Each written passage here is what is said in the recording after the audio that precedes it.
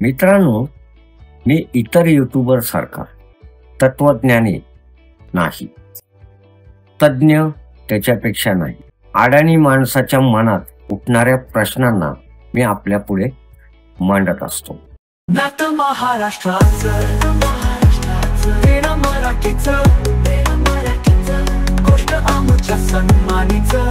मी हेमंत कुमार केळकर आपले सर्वांचे माझ्या चॅनलमध्ये मी स्वागत करतो आणि विषयाला सुरुवात करतो.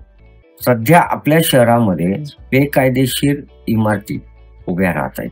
काही ठिकाणी बांधकामांचे नियमांचे उल्लंघन होत आहे आणि बिल्डर सहजतेने इमारती उभ्या करत आहेत. याच इमारतीमुळे बेकायदेशीर आणि सामाजिक अडचणी निर्माण. पण प्रश्न येतो, हे कसं होऊ शकतं? कारण माझ्या माहितीप्रमाणे प्रत्येक बिल्डिंग चाळ कोणते स्ट्रक्चर उभारताना त्याला परवानगी मिळवणे अनिवार्य असते. यामध्ये कागदपत्रांची तपासणी असेल, ठराविक नियमांची अंमलबजावणी असेल किंवा अधिकाऱ्यांकडून मंजुरी मिळवणे असेल, या सर्व गोष्टी आवश्यक असतात. मग तरी देखील बेकायदा इमारती चाळी उभ्या राहत असतील तर याचा अर्थ एकच निघतो. पुढे जाण्या अगोदर दर्शकांना विनंती आहे, व्हिडिओला कमेंट देत चला. व्हिडिओ आवडला किंवा नाही आवडला तरी कमेंटमधून आपले मत व्यक्त करायला विसरू नका. आता आपण विषयाकडे जाऊ. मित्रांनो, मी मगाशी सांगितलं त्याप्रमाणे या संपूर्ण प्रक्रियेत आपल्याला लहरीपणाने नियमांना गंजलेले जाताना पाहायला मिळते. स्थानिक स्वराज्य संस्था केवळ परवाने देताना सरकारी जमीन की खाजगी जमीन यावर लक्ष देत नाहीत. तिथे बांधणारं कन्स्ट्रक्शन ची कागदपत्र आणि इतर गोष्टी अधिकृत आहेत नाही आहेत याची शहानिशा करताना दिसत नाही. म्हणूनच बेकायदा इमारती कदाचित उभ्या राहत असतील. जमिनीची मालकी देखील स्पष्ट नसताना जर परवानग्या दिल्या जात असतील, या सगळ्या गोष्टींना जर परवानग्या दिल्या जात असतील तर एकच होऊ शकतं. अधिकाऱ्यांवर दबाव असू शकतो, अधिकारी भ्रष्टाचारी असू शकतो किंवा अन्य कारणांनी तो अधिकारी इमारतांना परवाने देत असू शकतो. आपलं काय मत आहे कमेंट करून नक्की सांगा. कारण याच प्रकारे त्या बिल्डिंगला, चाळीला, त्या स्ट्रक्चरला पाणी आणि वीज पुरवठा देखील दिले जातात असे मला वाटते. आपले काय मत आहे ते सांगायला विसरू नका. मी परत एकदा सांगतो, इतर युट्यूबर सारखं मला बोलता येत नाही, अभ्यासपूर्वक मला सगळं सांगता येत नाही. पण एक सामान्य माणूस काय विचार करू शकतो किंवा त्याच्या मनात काय विचार असेल त्याच पद्धतीत मी विचार करून हे सगळे मुद्दे आपल्या समोर घेऊन येत असतो.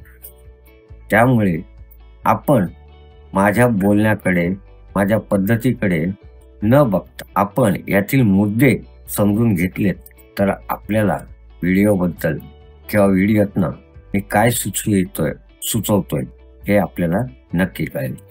मित्रांनो, अजून एक प्रश्न येतो, या सर्व समस्या उद्भवल्या तर यांच्यावर कारवाई कोण करणार? ही कारवाई कोणावर होणार?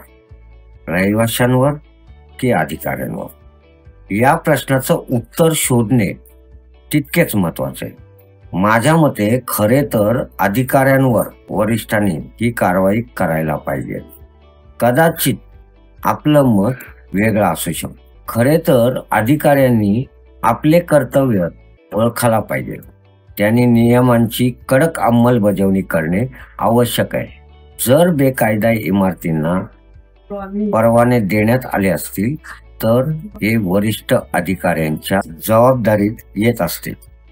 त्यांना या नियमांची पालन न करणाऱ्या विकासांविरोधात, त्यांना चुकीची परवानगी देणाऱ्या अधिकाऱ्यांविरुद्ध ठोस कारवाई वरिष्ठांनी करायलाच हवी. त्या इमारतींना खरं तर अनधिकृत ठरवून हटवले पाहिजे किंवा त्यांचा विकास थांबवायला, आणि त्यात कोणी रहिवासी असतील तर त्यांना नुकसान भरपाई द्यायला हवी. शक्य असेल तर चुकीच्या परवानग्या देणाऱ्या अधिकाऱ्यांच्या आणि विकास करणाऱ्या विकासाच्या खिशातून ती दिली पाहिजे. आपल्याला माहित आहे, प्रत्येक इमारतींना एक ठराविक प्रक्रिया आणि अटींचे पालन करण्याचे आदेश असतात.